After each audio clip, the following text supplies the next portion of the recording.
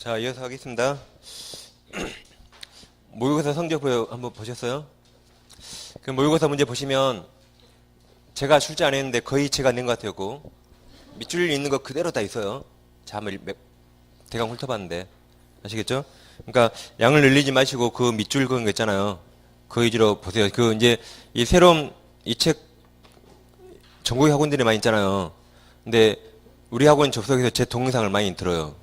제 책을 다 이렇게 체크해드리니까. 안 그러면 이걸 언제 다 봐요? 그러니까 책을 잘 체크하셨다가 그거 위주로 보시고, 그리고 이제 아침에 좀 일찍 오세요. 아침에 일찍 오시면 이제 뭐 할까 방황하거든요. 아침에 오셔가지고 민법 공부를 하세요. 딱 민법 공부. 어차피 책은 민법책 다 안에 사물함이 있으니까 오셔서 민법 딱 보시고 이제 그 다음 수업하시면 돼요. 그렇게 하시면 민법 공부 따로 안 하셔도 돼요. 하루에 한 30분씩 와서 하시면. 그러겠죠? 이제 과목을 정하세요. 난 아침에 그냥 뭐 공법을 해야겠다.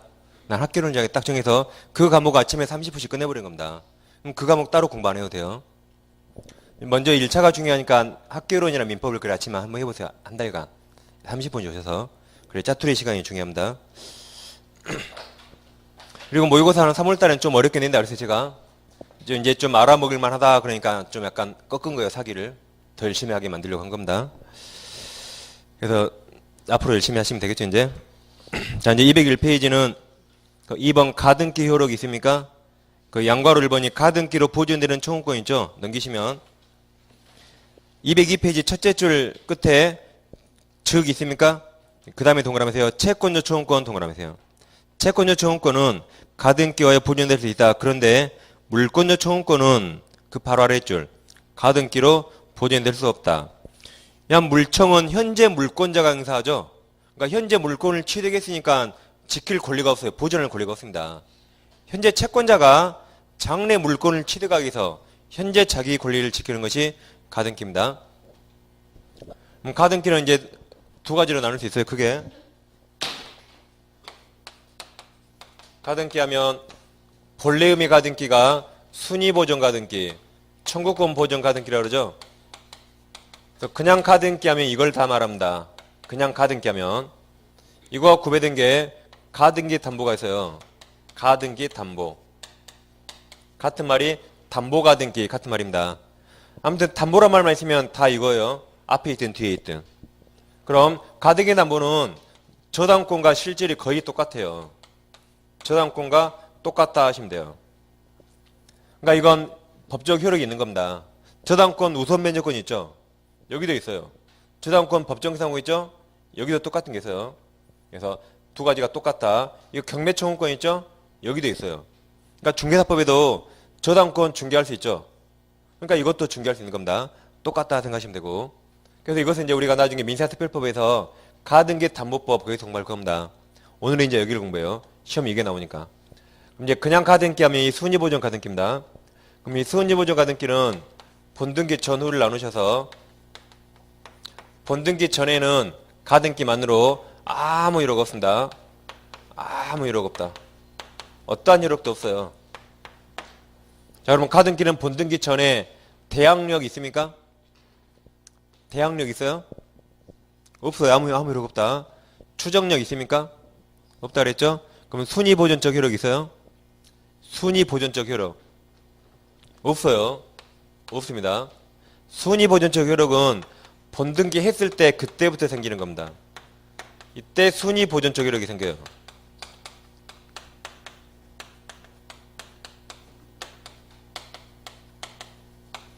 단 물권 변동은 본등기 시부터 생기는 거죠.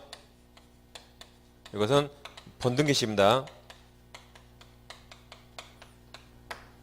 자, 예를 들면 이제 시아버지가 있어요. 시아버지가 며느리에게 중개사 시험 공부를 시켜요. 이번 시험에 합격하면 이 부동산 줄게 해서요.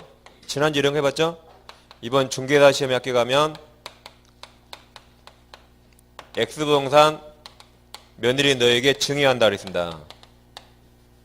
그러면 시험에 합격하면 조건이죠.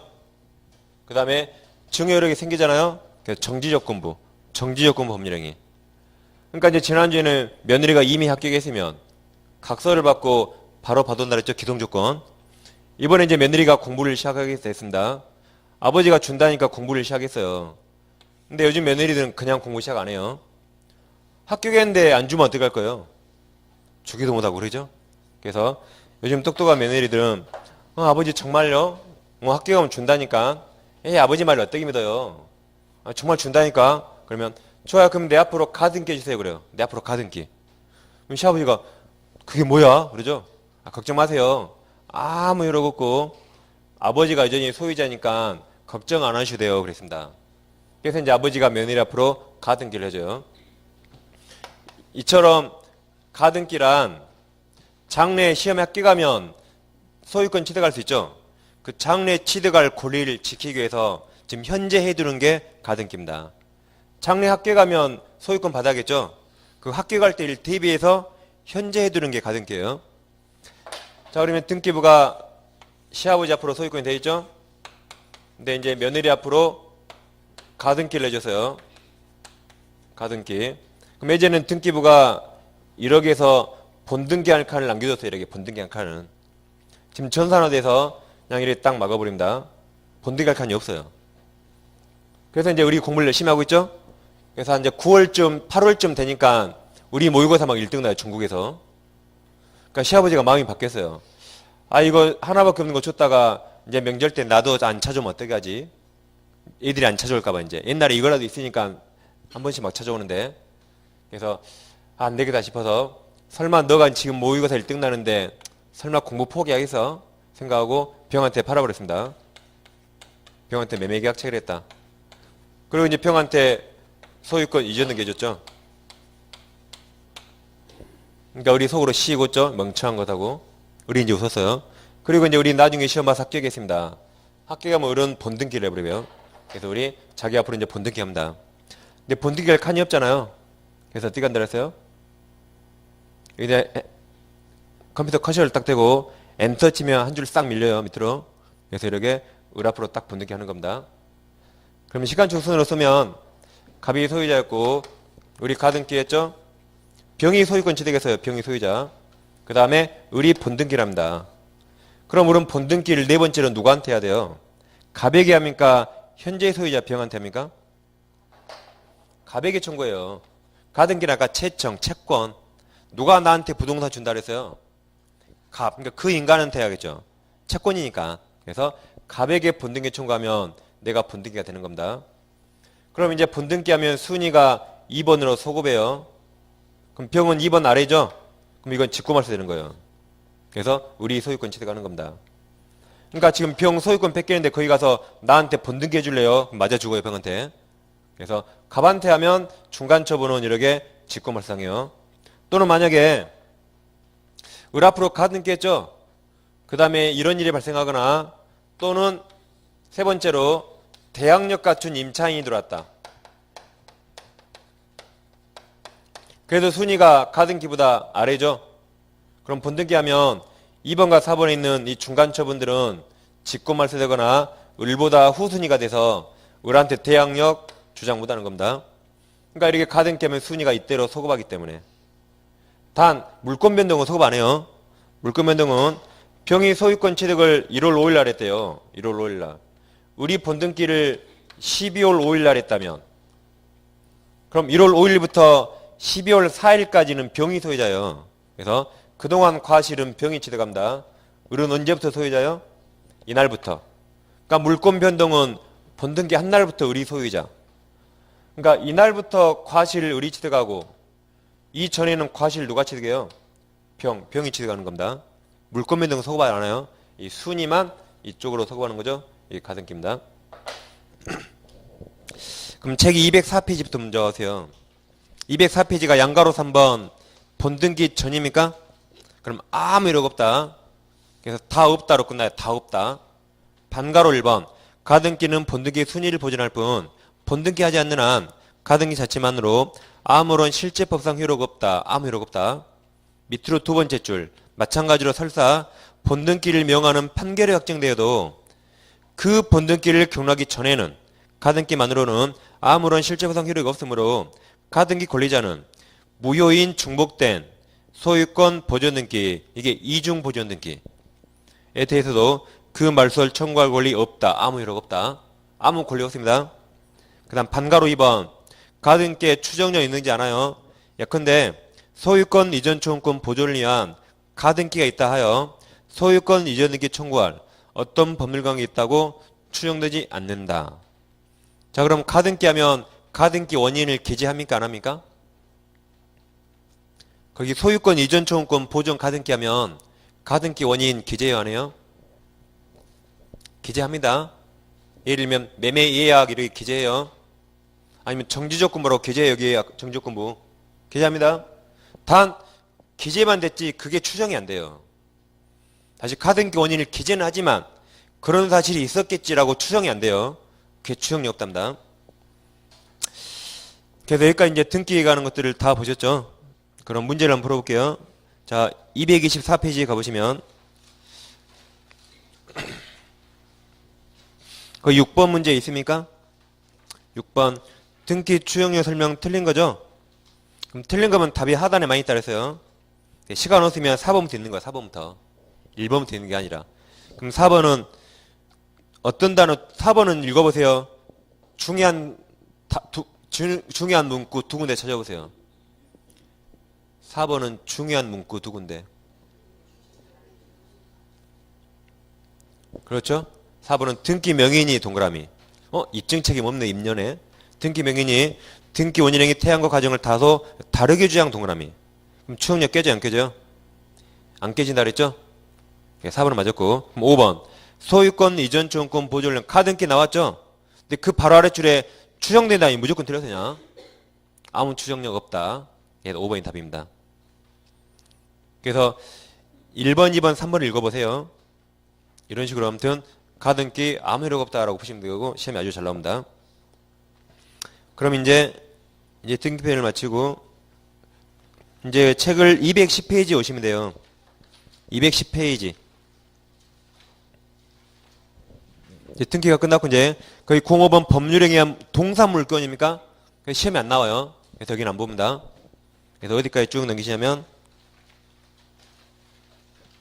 그래서 217페이지 오시면 돼요. 217페이지. 이제 거기 06번 물권의 소멸이 있습니까? 그 전까지 시험이 안 나와요. 안 보셔도 되고. 이제 밑에 노란색 1번 물권의 일반적 소멸 논의는 되어 있죠? 밑에 두 줄을 보세요. 자, 각종 물권의 공통한 소멸 논의로는 목적물 멸실, 즉 집이 불타 없어졌다. 그럼 소유권 날아가겠죠? 그 다음에 소멸시효, 공영이수, 땅이 수용당했다. 포기 물건 버렸다. 혼동, 몰수 등이 있다. 그랬죠? 그래서 밑에 2번 혼동이 있습니까? 이제 혼동만 보시면 돼요. 여기서. 자, 혼동은 넘겨보시면 양거를 일본부터 있죠?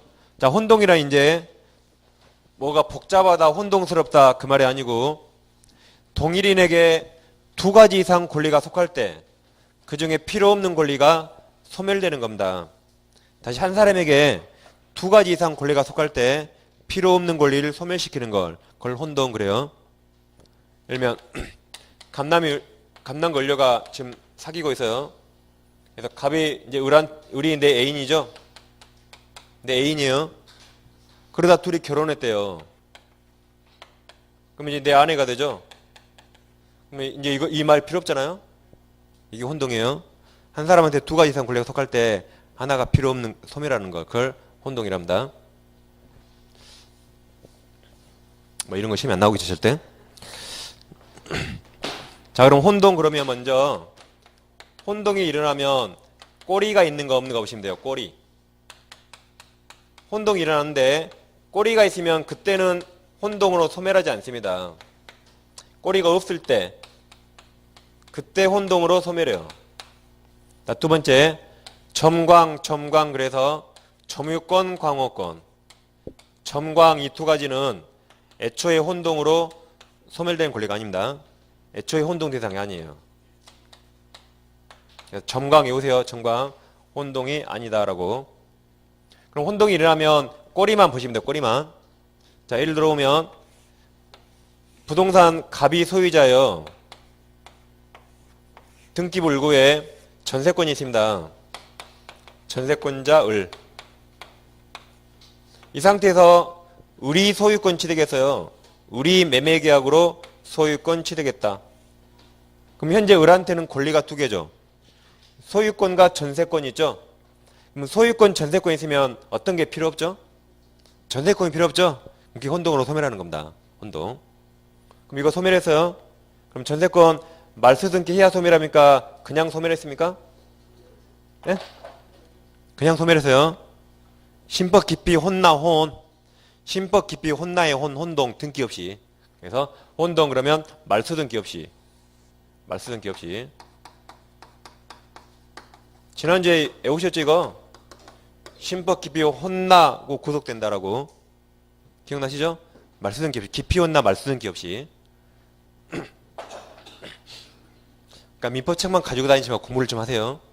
맨날 보면 민법책만 가지고 다니는데 점수는 제일 안 나오면 제가 얼굴에 어떻게 돼요? 아시겠죠? 앞으로 이제 책 제목 숨기고 이래. 민법 보이지 말고 다니세요 이제 실장님 앞에. 맨날 책 보고 다니는 정답은 제가 뭐가 돼요? 그죠? 항상 이제 다른 책인 것처럼. 알죠? 아예 표지를 딱 입혀요 민법책만. 공법선에서 공법이라고. 아예. 아 색깔 그러니까 표지를 딱 아예 비치라고요. 그 종이로. 그래서 이제 필요 없으니까 소멸해요. 근데 만약에 우리 전세권을 취득했는데 밑에 저당권이 있대요. 저당권자 A가 있다. 이 상태에서 우리 소유권 취득하면 우리에게 소유권과 전세권이 있죠. 그럼 뭐가 필요 없어요? 전세권 필요 없죠. 이게 혼동으로 소멸할 것인가? 밑에 꼬리가 있으니까 그때는 소멸 안 해요. 꼬리가 있으니까. 꼬리가 있는 것만 보면 돼요. 그럼 만약에 여기서 A가 소유권 취득했대요. A가. 그럼 A는 소유권과 저당권이 있죠? 그럼 뭐가 필요 없죠? 저당권이 필요 없죠? 그럼 이거 혼동으로 소멸해야 안 해요? 꼬리 없으니까 소멸해요. 꼬리 없으니까. 근데 만약에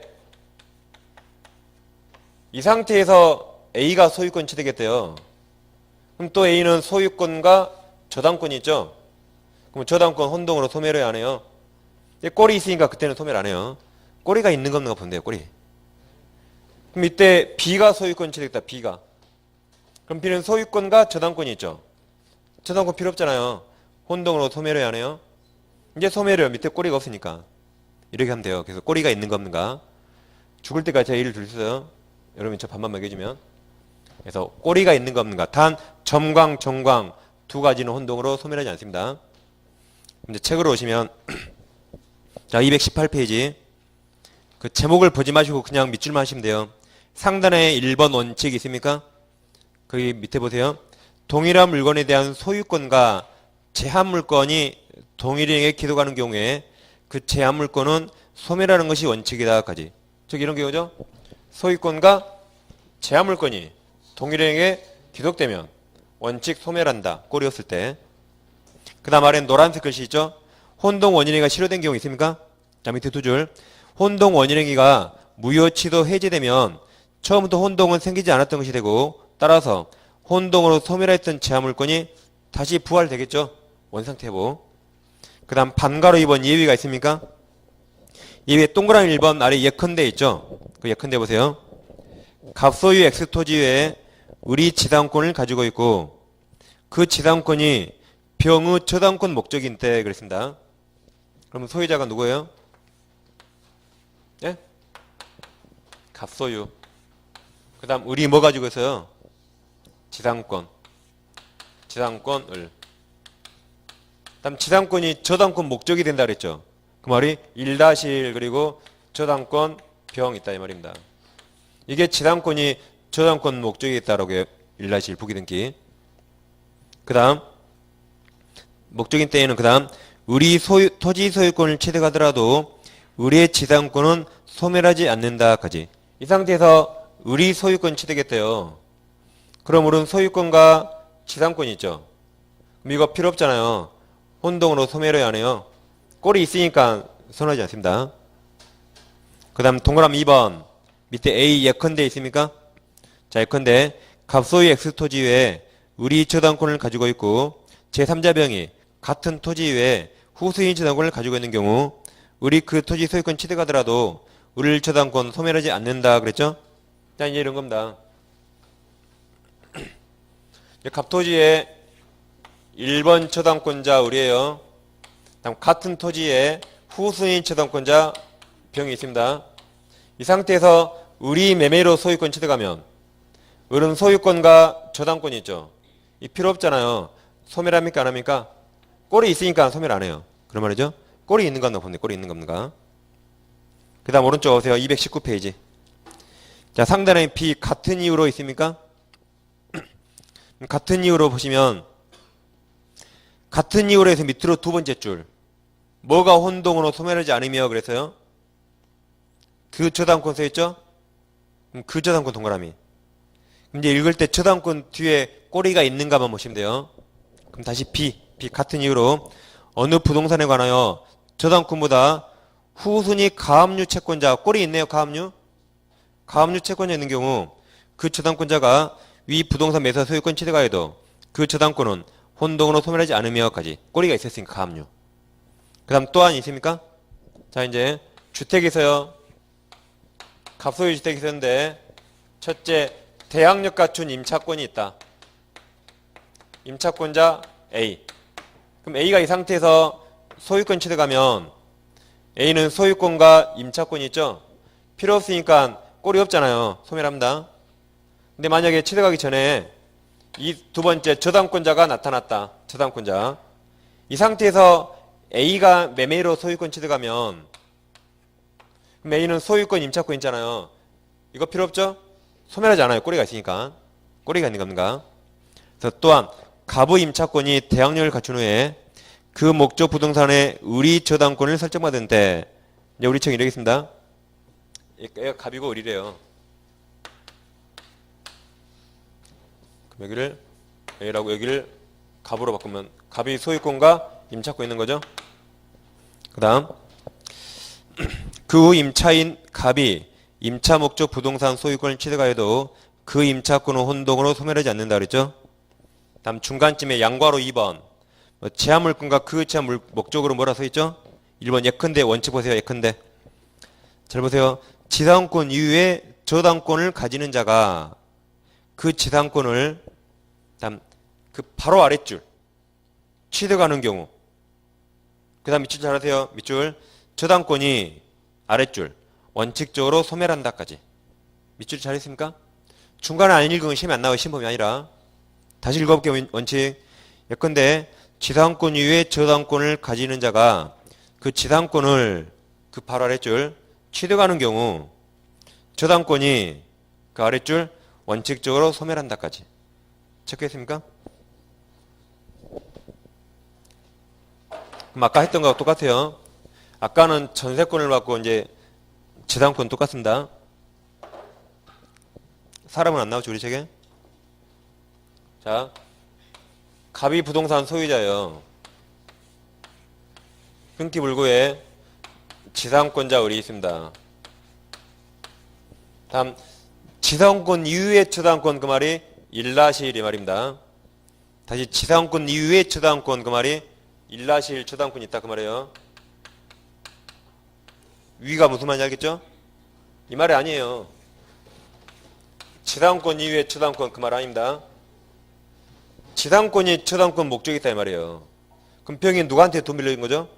우리한테 돈 빌려주고 지상권을 저당 잡았다 그 말입니다. 그 다음 저당권 가진 자가 그 지상권을 취득했죠.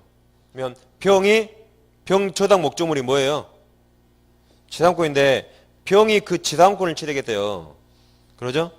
그러니까 지상권이 나오면 이게 어려우니까 이걸 빨리 토지로 바꿔요. 토지당 올리니까. 병이 토지를 취득했대요. 그럼 저당권 필요 있어요? 없어요? 필요 없죠? 소멸한다. 꼴이 없으니까. 다시 읽어보세요. 예컨대 지상권 이외에 저당권을 가지는 자가 그 지상권을 취득하는 경우 그랬죠? 다음 저당권 원칙 소멸한다 그 말이 이 자가 지상권 저당 목적물을 취득했어요. 그럼 이걸 빨리 토지로 바꿀 것이라고요. 저당권자가 토지를 취득하면 토지 소유자니까 저당권 필요 없죠? 그러니까 소멸하는 겁니다. 꼬리가 없으니까. 그 다음 반가로 2번 예외 제일 밑에 동그라미 2번 있죠? 그 예컨대 B가 A 지상권 이외에 저당권을 가지고 있고 제3자 C가 같은 지상권 이외에 후순위 저당권을 가지고 있는 경우 여기까지. 그럼 누가 지상권자예요?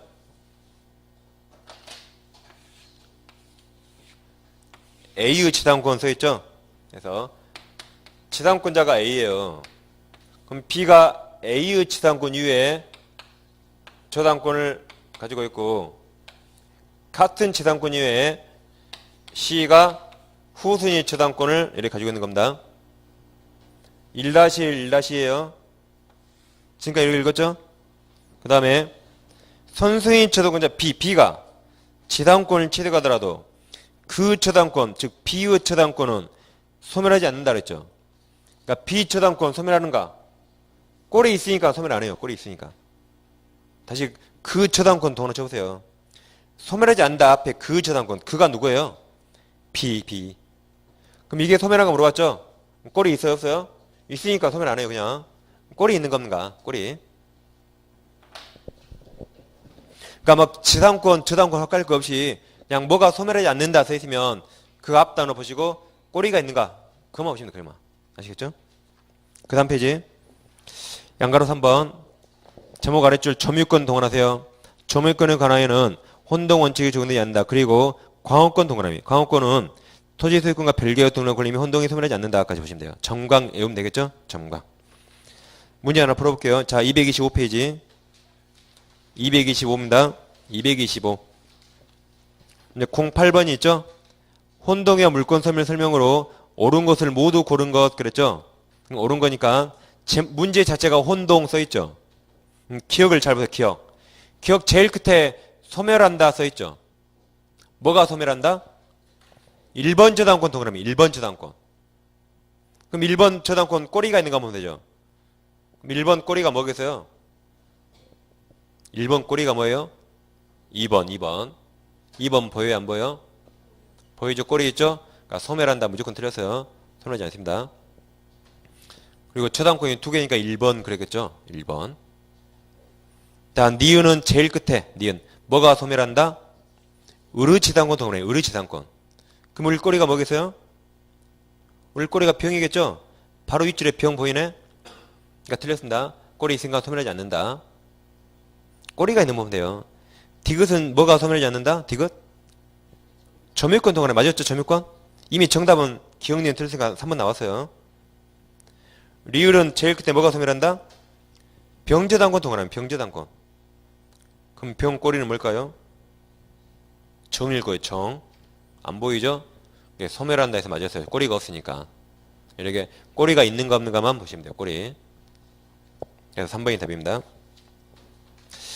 여기까지 하시고 이제 물권법 강론 들어가서 물권 법정주의 그래서 민법이 8개 물권이 있는데 질권은 시험범위 빠지기 때문에 7가지 물권만 보겠습니다.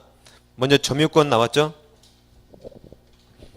점유라는 것은 우리가 평소에 생각해보지 않았기 때문에 낯설기 때문에 너무 사고를 많이 하시면 안 돼요. 이건 우리가 소유권, 임차권, 지당권, 전세권은 다 생각해 보셨잖아요. 경험도 해보고. 근데 우리가 점유는 항상 하고 있지만 점유를 생각해 본 적이 없어요. 처음에 약간 낯설 뿐이지 그러기 어려운 내용은 없습니다. 자, 그럼 부동산이든 동산이든 물건을 사실상 지배하면 물건을 사실상 지배하는 것을 점유 그래요. 점유. 그럼 물건을 지배하고 있으면 뭔가 있으니까 점유하겠죠? 그러죠? 뭔가 있으니까 점유하겠다를 권리로 보합니다. 그것을 점유권 그래요. 그래서 물건을 점유하고 있으면 지배하고 있으면 그걸 점유를 하고 뭔가 있으니까 점유하겠지라고 일단 법적으로 보호해요. 보호. 그것을 점유권이랍니다. 그래서 사실상 지배하면 원칙 점유권이다. 예를 들면 갑소유 자전거가 한 대 있는데 이걸 갑이 타고 다녀요. 보통 자기 것 자기가 타고 다니죠? 근데 우리 자전거를 훔쳐왔어요. 우리 자전거 절도 훔쳐와서 을이 타고 다닌다. 을. 도둑놈이 타고 다녀요. 자전거 소유자 누구예요? 갑이 소유자죠. 아, 훔치면 내 겁니까? 갑 거예요. 그렇지만 누가 타고 다녀요? 을. 그러면 이 도둑놈이 지금 타고 다니죠? 그럼 을은 점유할 정당한 권리가 본권이죠? 점유할 정당한 권리 있어요? 없어요? 없잖아요. 훔쳤으니까. 점유할 정당한 권리가 없지만 타고 다니면 일단 점유권을 인정해줘요. 그래서 을은 점유권이 있어요. 제3자가 보기에는 을을 도둑놈인지 잘 모르겠죠? 을을 소유자로 알 수 있을 겁니다. 을을 소유자라고. 그래서 일단 그걸 법적으로 보여줍니다. 그럼 자전거는 갑 거죠? 그러니까 갑은 점유를 이제 상실했어요. 을이 타니까. 그렇지만 갑은 본권은 남아있어요. 점유할 권리는 갑한테 있죠. 근데 지금 타고 다니니까 을은 갑은 점유권이 소멸한 겁니다. 이런 식으로 본권과 점유권 완전히 상관없어요. 따로따로 하셔야 돼요. 그래서 점유할 정당한 권리가 본권, 소유권, 임차권 이런 거고 도둑놈도 본권 없지만 점유권이 있습니다. 같이 잘 따로따로 잘 비교하셔야 돼요. 그게 01번 서설에 써 있으니까 읽어보시면 되겠고 그 다음 02번 점유보조자 있습니까? 넘겨보시면 228페이지 03번 간접점유 있어요. 이 두 가지가 이제 예외적 현상이에요. 예외적. 자, 이게 원칙입니다. 물건을 사실상 지배하면 점유권이 있다. 이게 원칙인데 예외적으로 물건을 사실상 지배하더라도 점유권이 없는 사람이 있어요. 이 자를 점유보조자라 부르고 다음 사실상 지배하지 않더라도 점유권이 인정받는 사람이 있어요. 그 사람을 간접점유자라고 합니다.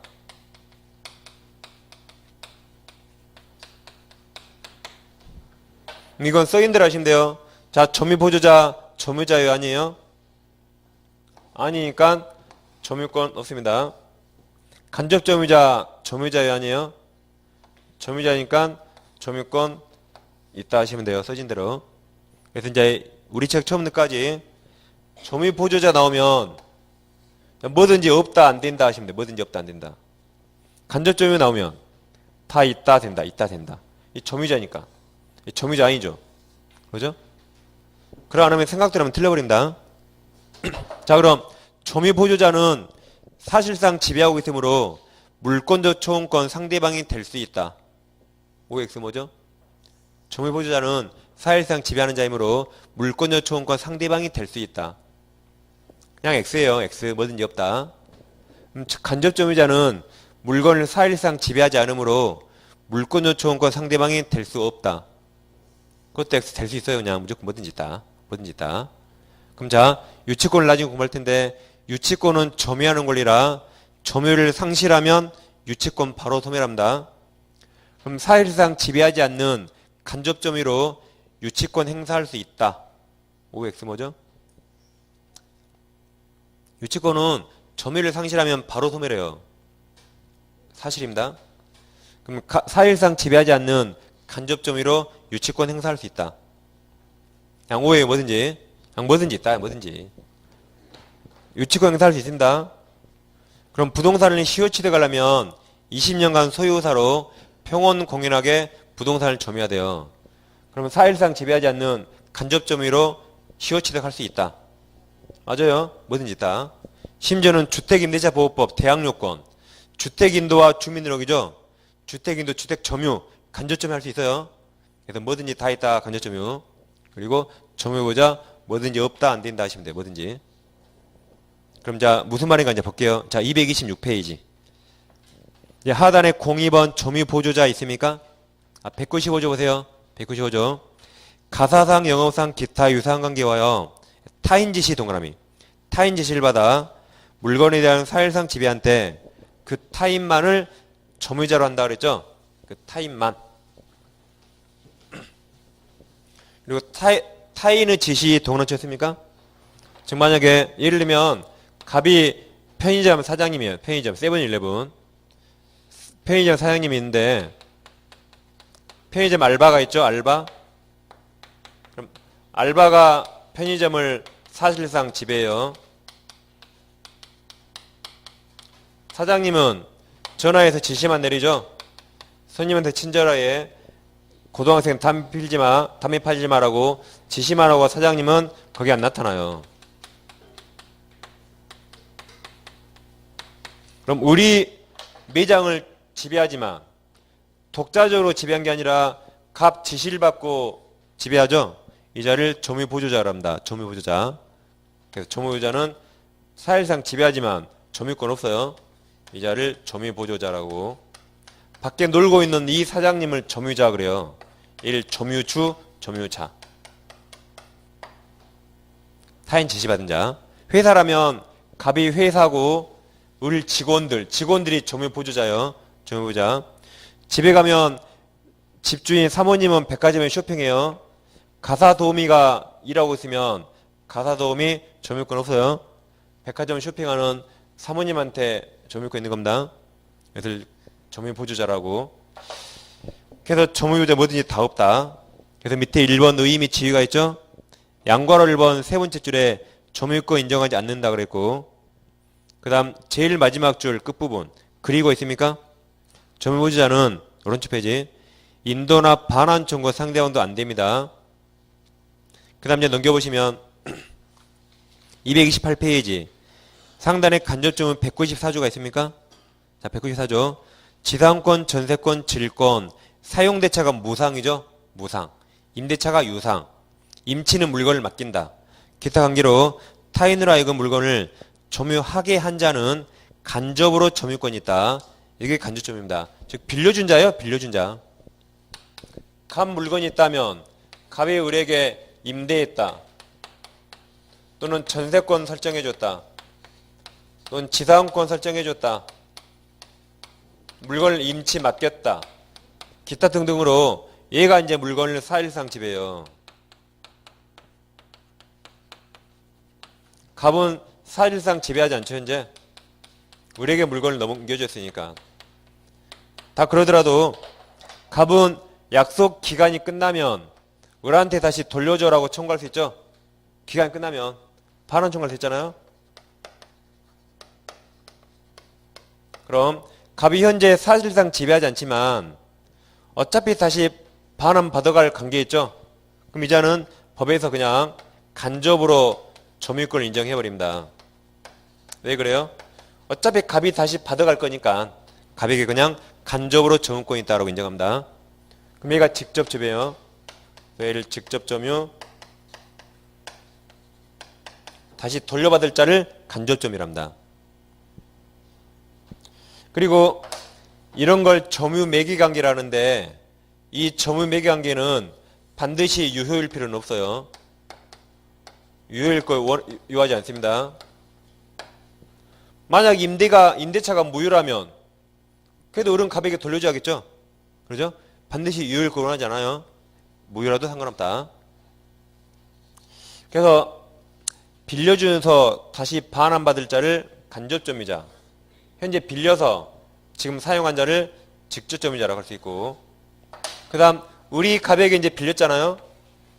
우리 다시 병한테 빌려줬다. 그걸 보통 전대차 그러죠. 전대하면 어떻게 돼요? 그럼 이제 병이 직접점유자, 병이 직접점유자고, 을도 이제 간접점유자예요. 다시 빌려준 자니까. 을도 간접점유자, 갑도 간접점유자. 이런 식에서 점유 매개 관계는 중첩적으로 존재할 수도 있습니다. 이런 내용을 이제 살펴볼게요. 자, 조문 의미를 아셨죠, 일단? 그럼 밑에 노란색 2번 간접점유 성립 요건이 있습니까? 양괄호 2번 거기 점유 매개 관계 동그라미. 그리고 반괄호 2번 점유 매개 관계는 중첩적으로 있을 수 있다. 반괄호 3번 간접점유자는 점유 매개자에 대해서 반환 청구권을 가져한다. 이 반환 청구권이 있으면 점유 매개 관계는 반드시 유효할 필요가 없어요. 예컨대 임대차기에 무효해도 임대인은 다시 받아야겠죠? 인정됩니다. 다음 3번 간접점유자 지위 양괄호 1번 대의적 관계 보세요. 간접점유자도 점유권을 가짐으로 점유에 관한 모든 규정 원칙적으로 간접점유에도 적용된다까지. 그 밑에 볼 필요 없어요. 그러니까 이제 오감이 이게 좀 직접점유 더 마음에 들고 간접이 왠지 좀 안 좋잖아요. 그래서 여러분한테 둘 중에 하나 하라면 뭐 하고 싶어요? 둘 중에 하나 여러분이 선택해 보세요. 뭐 하고 싶어요? 이게 훨씬 좋은 거 이거. 안 좋은 거지. 얘가 임대인이에요. 임대인. 임차인입니다. 둘이 만나면 누가 먼저 인사해요? 을이 먼저 달려와서 인사해요. 가만히 찌리 가라고 창피하니까. 그럽니다. 명절 때 누가 선물 보내요? 을이 보내요. 을이. 그래서 이게 훨씬 좋은 겁니다. 이게. 훨씬 좋은 거예요. 그러니까 앞으로 점유 그러면 무조건 간접점유 포함됩니다. 앞으로 임대차 그러면 점유자 누구예요? 임대차 그러면 점유자 2명이에요. 임차인 직접 점유자, 임대인 간접 점유자라고 하셔야 돼요. 이게 훨씬 좋은 거니까. 앞으로 점유 그러면 을도 쳐다보고 갑도 쳐다봐요. 간접 점유 포함된다 뭐든지. 그래서 뭐든지 여기 다 있다. 뭐든지 다 된다 하시면 돼요. 훨씬 좋은 거니까. 이게 제 인생의 목표라 그래서 이거 이런 거 한번 해보는 거죠. 이게 제 꿈이에요 이게. 제 인생의 목표. 그 다음 이제 여기까지 간접점유와 점유보조 구별하시면 되겠습니다. 그리고 이제 밑에 04번 점유 태양이 있죠. 태양의 모습. 먼저 1번 자주점유와 타주점이 있습니까? 이 이제 구별이 중요해요. 그래서 자주와 타주를 이제 구별하고 있습니다. 이제 점유를 하는 모습을 가지고 양분한 거죠. 먼저 자주점이란 소유사가 있는 점입니다. 자주는 소유사가 있는 점유. 반면 타주는 소유사가 없는 점이에요. 자주점유는 소유사를 가지고 하는 점유. 타주는 뭡니까? 타주는 타인이 주인임을 전제로 하는 점유. 그래서 이건 소유사가 없는 점입니다. 그러니까 자주점유는 소유자의 점유 같은 말 아니에요. 소유권이 있든 없든 간에 소유자처럼 하는 점유. 소유권이 있든 없든 간에 소유자처럼 하는 점유. 그게 자주점유입니다. 도둑놈이 자전거를 훔쳐왔다. 훔쳐서 타고 다녀요. 그럼 소유권 없지만 더 소유자처럼 행세해요. 그게 자주예요, 자주. 그게 소유자의 점유 같은 말 아니에요. 소유자처럼 하는 점유가 자주점유. 그럼 이 두 가지 구별이 중요한데 자준과 타준과 구별은 먼저 원칙, 객관설. 점유를 하게 된 객관적 성질을 보고 판단해요. 객관적 성질. 물건을 돈 주고 사서 점유한대요. 그럼 자주겠죠? 빌려왔으면 타주. 아까처럼 자전거를 훔쳐왔다. 자주. 다시 줄 생각 없는 게 훔쳐온 거죠. 이렇게 객관적 판단하다가 객관설. 근데 점유를 어떻게 했는가? 점유를 어떻게 시작했는지 권원을 알 수가 없어요. 어떻게 점유가 시작되는가? 권원이 불분명하면 그때는 민법에서 자주점유로 추정해 줍니다. 자주로 추정한다. 이게 이제 197조 1항입니다. 다시 어떻게 점유를 했는가 원인을 안다면 객관적으로 판단하고 원인을 모르면 일단 자주로 추정해 준다. 그럼 추정 이 말이 무슨 말이에요? 추정. 입증 책임 없다. 입증 책임 없답니다. 자, 예를 들면 어떤 물건을 부동산 물건이든 갑이 현재 점유하고 있어요. 갑이 현재 점유하고 있어요. 의뢰하는 사람이 갑한테 와서 야 임마 너 점유 타주지? 그래요. 너 타주지? 무슨 소리야 나 자주인데 라고 둘이 다퉈요. 그럼 누가 입증해야 돼요? 다툼이 있으면 갑은 자주로 추정되니까 내가 자주라고 입증할 책임이 없습니다. 누가 입증해야 돼요? 나와 다투는 그 상대방 쪽에서 야 임마 너는 타주야 라고 입증에 성공해야 돼요. 왜냐하면 다툼이 있고 불분명하면 갑은 자본자는 일단 자주로 추정되니까 입증할 책임이 없는 겁니다. 나와 다투는 상대방이 그 반대의 사실 입증해야 돼요. 아까 등기하고 똑같은 거죠. 구조가. 이렇게 객관설과 자주 추정 이를 구별하면 돼요. 그래서 이제 객관설과 문제된 게 하나 있습니다. 이걸 이해를 잘 하셔야 돼요. 일단 점유를 하게 된 원인을 보고 판단하죠. 자, 그럼 갑 부동산을 우리 돈 주고 샀어요. 우리 돈 주고 사서 점유합니다. 근데 이 매매가 무효래요. 이 매매가 무효라 그럽니다. 그럼 무효는 처음부터 아무 이력 없죠? 그럼 우리는 처음부터 권한 없이 점유하고 있죠. 다시 무효는 처음부터 아무 이력 없으니까 우리는 처음부터 아무 권한 없이 점유하고 있습니다. 그럼 우리는 본권이 있어요? 없어요? 본권이 점유할 정당한 권리 없죠? 매매가 무효니까 처음부터 점유할 권리가 없던 거죠. 처음부터. 그래서 을은 현재 점유할 권리 없이 점유하고 있는 겁니다. 본권이 뭐라고요? 점유할 정당한 권리. 예를 들면 소유권 점유할 수 있죠? 임차권, 유치권, 전세권 그런 거요. 그런 게 있다면 점유할 수 있잖아요. 그래서 이 매매가 무효니까 처음부터 효력이 없어요. 그러니까 얘는 처음부터 권한 없이 점유했던 겁니다. 그러니까 본권이 없는 거예요. 그럼 우리가 일반적으로 우리가 을이라면 매매가 무효인지 알고 돈 주고 샀겠습니까? 몰랐겠죠. 그래서 무효인지 몰랐대요. 보통 모르니까 돈 주고 샀겠죠. 몰랐다면 자주점유로 평가해요. 자주. 돈 주고 샀으니까 웬만하면 자주죠. 웬만하면. 무효인지 몰랐을 거니까. 근데 우리 무효인지 알았대요. 점유할 당시에 무효인지 알았다.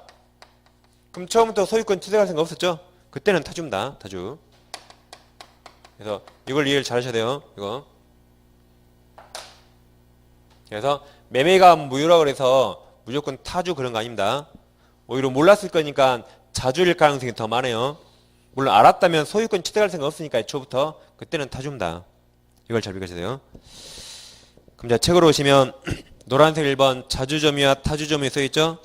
가로 1번 의의는 자주점유는 소유사를 가져가는 점이다 그랬고 아래 양괄호 2번 소유사 판단이 있습니까?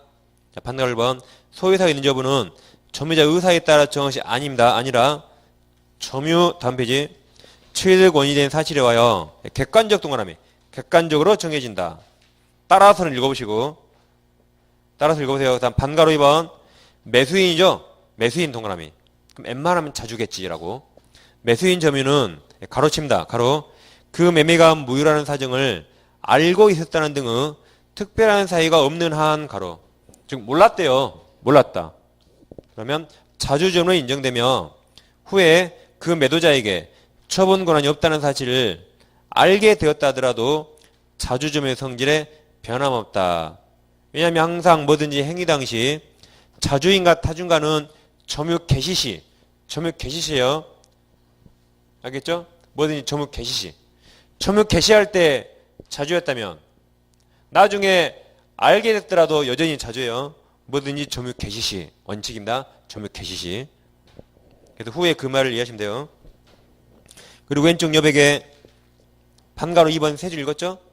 그 왼쪽 여백에 272부터 274페이지에 써놓으시면 돼요. 그리고 이쪽으로 가봅니다. 우리 책은 여기에 자주타주를 써놨어요. 우리 책이. 네, 그리 가보시면